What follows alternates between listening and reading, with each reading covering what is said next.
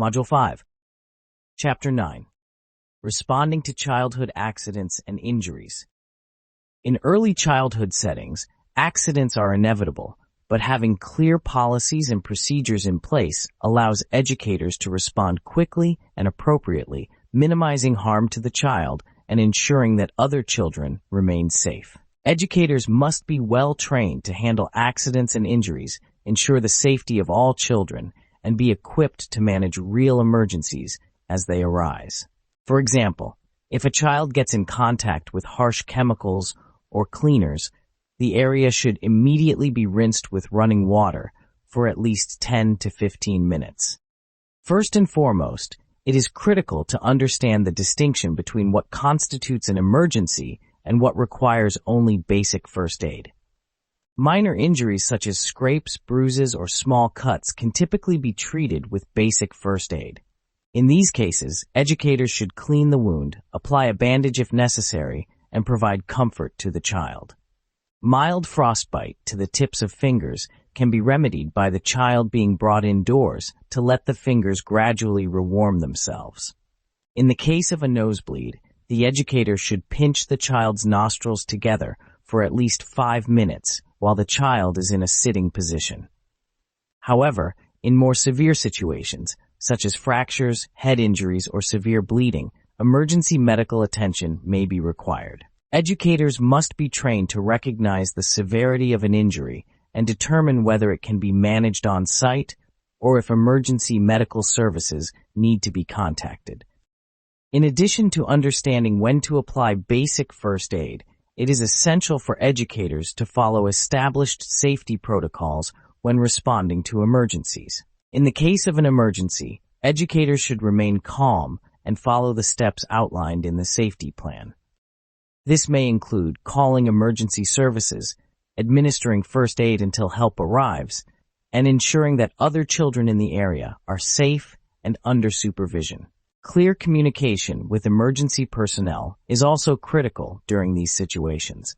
For instance, if a child experiences a seizure, educators must immediately clear the area of any objects that could cause harm, stay with the child, and call for medical assistance. When writing the report, include a description of events preceding the seizure, the length of time the seizure lasted, the type and location of convulsive movements, and the child's current condition. Staying calm and following the correct procedures is key to minimizing the severity of the injury and ensuring that the child receives appropriate care.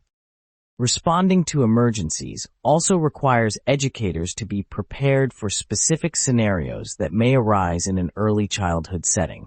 For example, in the event of a child fainting, the educator should gently lower the child to the floor to prevent injury from a fall, and ensure the child is lying flat with their legs elevated to restore blood flow to the brain. Immediate action and knowledge of basic first aid techniques are essential to managing these situations effectively. Similarly, when dealing with burns, educators should know how to administer first aid quickly, such as running the affected area under cool water to reduce heat and prevent further skin damage. In the case of a child sticking scissors or other metal objects into an electrical outlet, educators must locate and turn off the circuit breaker. It is also important to address the needs of children with special health conditions or disabilities when planning for accidents and injuries. Children with specific medical conditions, such as asthma or epilepsy, may require individualized emergency plans. For example, if a child has asthma, educators should be trained on how to recognize early signs of an asthma attack and know how to administer the child's inhaler. In the case of an asthma attack, small sips of room temperature water can help the child stay calm, but emergency services should be called if the child's condition worsens.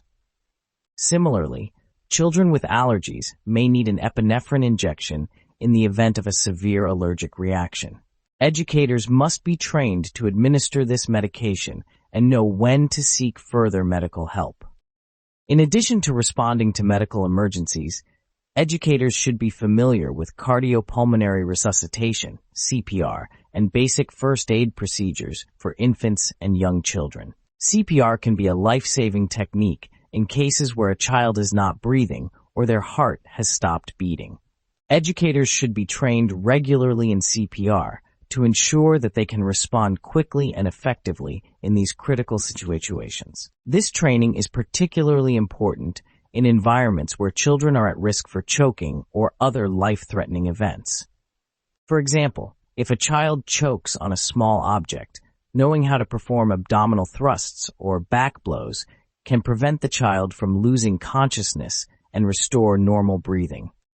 Safety policies should also include clear protocols for addressing injuries in children with disabilities or special needs. These children may require additional accommodations or support to ensure their safety. For example, a child with limited mobility may be at greater risk for injury during physical activities, and educators should be trained to provide appropriate supervision and support to prevent accidents. Additionally, children with sensory impairments, such as hearing or vision loss, may require modifications to the environment to reduce risks. For instance, a child with a hearing impairment may not be able to hear verbal warnings or instructions, so educators should use visual cues to ensure that the child understands safety rules. To improve communication with children who experience hearing impairments, teachers should stand near and face the child when speaking, get down to the child's level, and speak directly to the child. The teacher should also speak slowly and clearly, accompany speech with gestures, or demonstrate what is expected of the child and provide individualized instructions.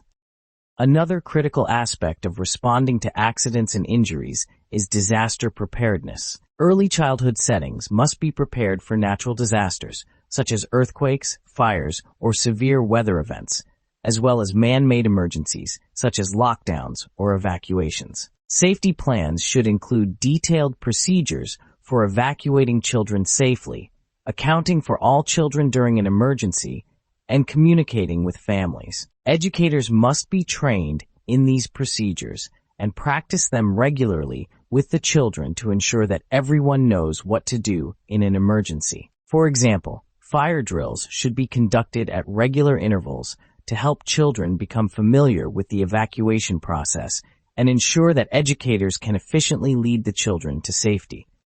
Effective communication with families is another essential component of responding to childhood accidents and injuries.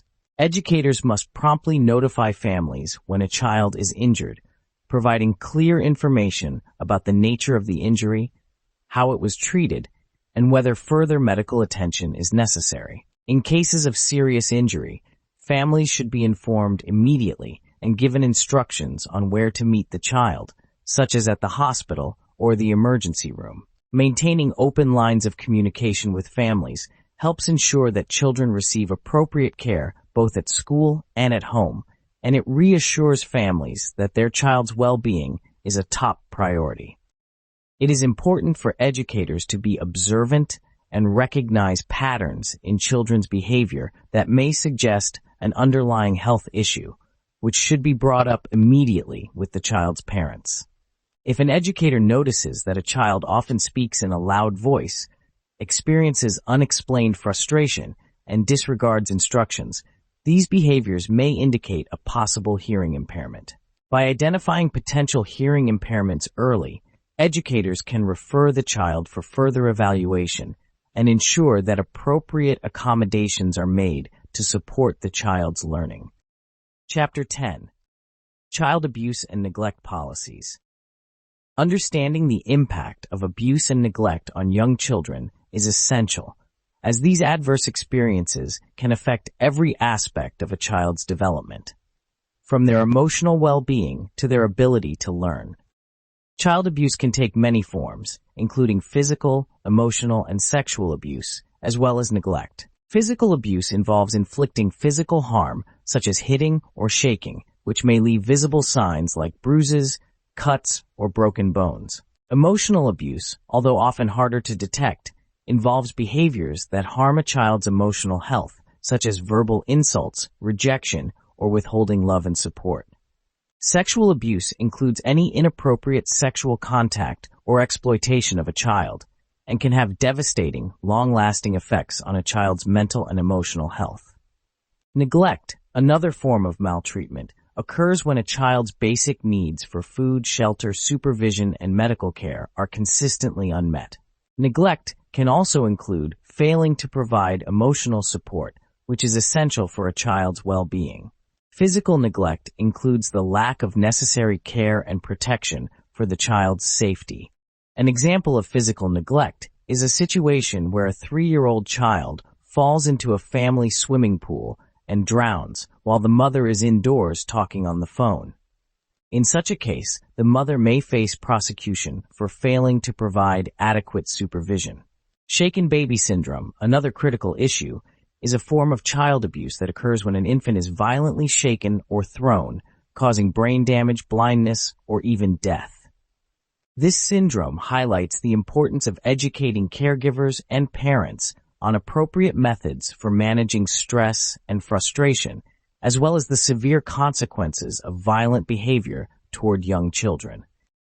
Educators are often in a unique position to identify signs of abuse or neglect because they interact with children daily and can observe changes in their behavior or physical appearance over time. Recognizing potential indicators of abuse is the first step in helping an affected child. For example, children who are physically abused may show signs such as unexplained bruises or fractures, or they may exhibit fearfulness around adults. Those who experience emotional abuse may display low self-esteem, withdrawn behavior, or extreme compliance. Educators should also be vigilant for signs of sexual abuse, such as inappropriate knowledge of sexual behavior for the child's age, or physical signs like pain or bruising. Children suffering from neglect may appear unkempt, consistently hungry, or excessively tired, and they may lack appropriate clothing for the weather. Abusive adults tend to exhibit several identifiable characteristics, including a belief in harsh punishment, a dependency on their children for love and affection, and a poor self-concept. These traits often stem from unresolved personal issues, such as low self-esteem, trauma, or unmet emotional needs, which can make them more likely to engage in harmful behaviors toward their children. Recognizing these characteristics can help educators identify situations where children may be at risk and provide an opportunity for intervention. Once potential signs of abuse or neglect are identified, it is essential to document observations carefully and consistently. Documentation should include detailed descriptions of any physical indicators, behavioral changes, or statements made by the child that raise concerns. For example, if a child arrives at school with bruises and explains that they were hurt by someone at home, the educator should record the child's exact words and any visible marks. This documentation is crucial as it provides a clear record for authorities if a report is necessary. Accurate and objective documentation can help protect children and provide valuable information during an investigation, as it reduces the likelihood of misunderstandings or misinterpretations.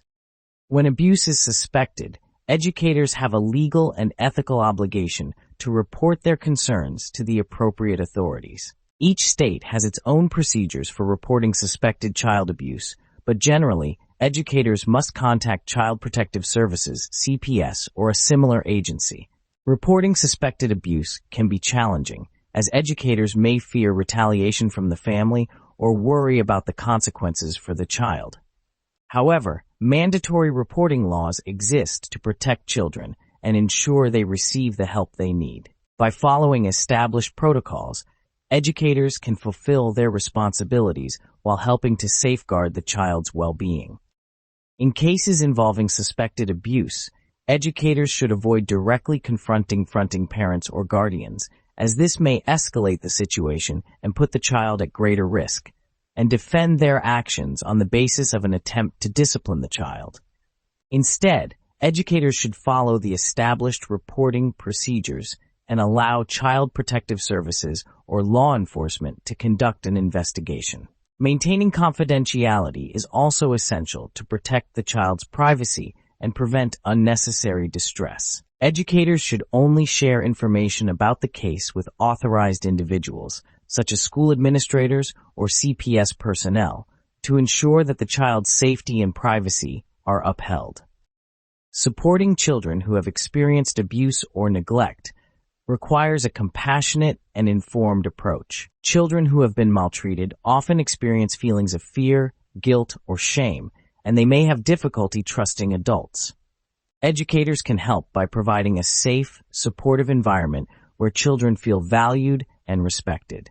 Building a strong, positive relationship with the child can foster a sense of stability and security, which is crucial for their emotional healing.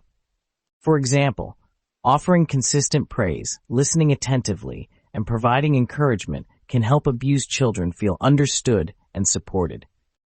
In addition to supporting the child directly, educators should also engage with families to promote positive parenting practices and prevent future instances of maltreatment. This can be particularly challenging when working with families affected by issues such as substance abuse, mental health problems, or economic hardship. In such cases, educators can connect families with community resources such as counseling services, parenting classes, or support groups, which can provide assistance and education. Building a collaborative relationship with families based on respect and empathy can encourage parents to seek help and adopt healthier parenting strategies. Working with children from high-risk backgrounds, such as those from drug-abusing families, presents additional challenges for educators. Substance abuse within the family can lead to neglect or expose children to dangerous situations, increasing their risk of maltreatment. Educators should be aware of common signs that a child may come from a substance-abusing family, such as inconsistent attendance, signs of neglect, or behavioral issues. In these situations, educators must balance their responsibilities to the child with the need to support the family. By referring families to appropriate resources and maintaining open lines of communication, educators can help mitigate some of the risks associated with substance abuse and provide a safer environment for the child. Educators must also be prepared to deal with situations where they need to differentiate between accidental injuries and potential abuse. While children naturally sustain injuries from play or exploration, certain patterns of injury may indicate abuse. For example, bruises on non-bony areas, injuries in various stages of healing, or injuries with distinctive shapes like belt marks are concerning signs. Educators should carefully observe and document such patterns while considering the child's developmental stage and activity level. If there is a pattern of concerning injuries or behaviors, it may indicate abuse, and a report should be made to the appropriate authorities.